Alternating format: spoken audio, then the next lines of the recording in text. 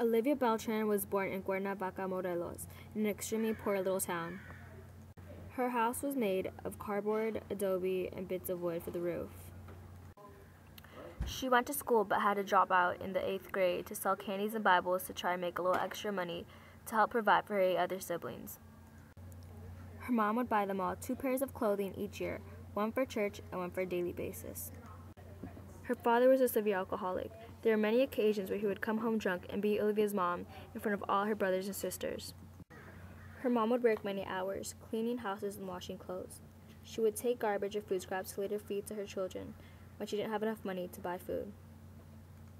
She would come home tired and stressed, and would take her anger out on Olivia and her siblings, hitting them with brooms, iron cords, or whatever she had in her hands at that moment. This soon became part of Olivia's regular lifestyle.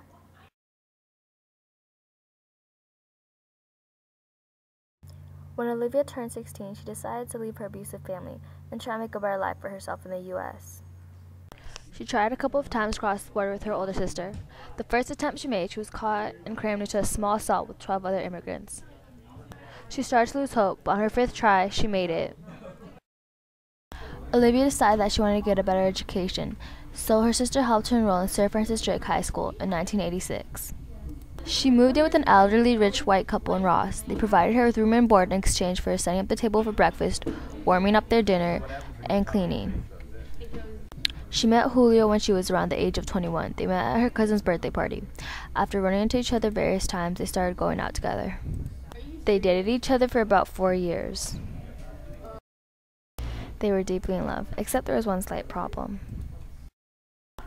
He was a gang member. He affiliated himself with La Mara Salvatrucha, or otherwise known as MS-13. They had their first beautiful baby girl on March 13, 1995. They decided to name her Tonatiuh after the Aztec goddess of the earth. As time went by, it grew harder for Olivia to take care of her daughter, as Julio was in and out of prison and being unpredictable because of his drug and alcohol abuse. He was hardly ever around, but when he was, he tried his best to make Olivia happy and compensate for his mistakes. She did her best to help him with his circumstance and find a job. It worked for a while, but he went back to his old ways.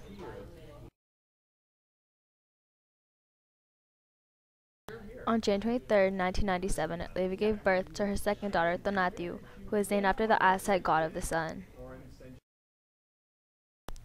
On the day of the birth, Julio was still incarcerated.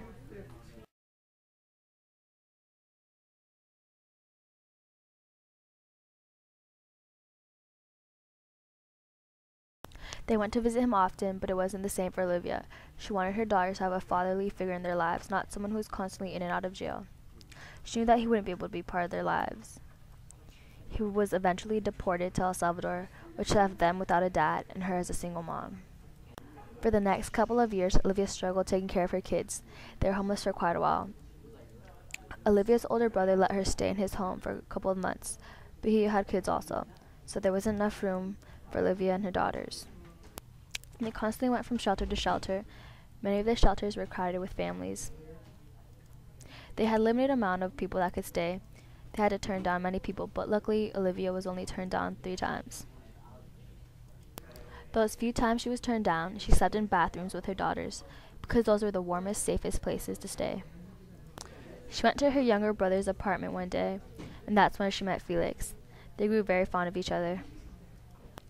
Food banks were the only way Olivia could get food, unless she stole, but that hardly ever happened. After going out for 3 years, they got married. He helped her get back on her feet. Since then, they have been together for 8 years.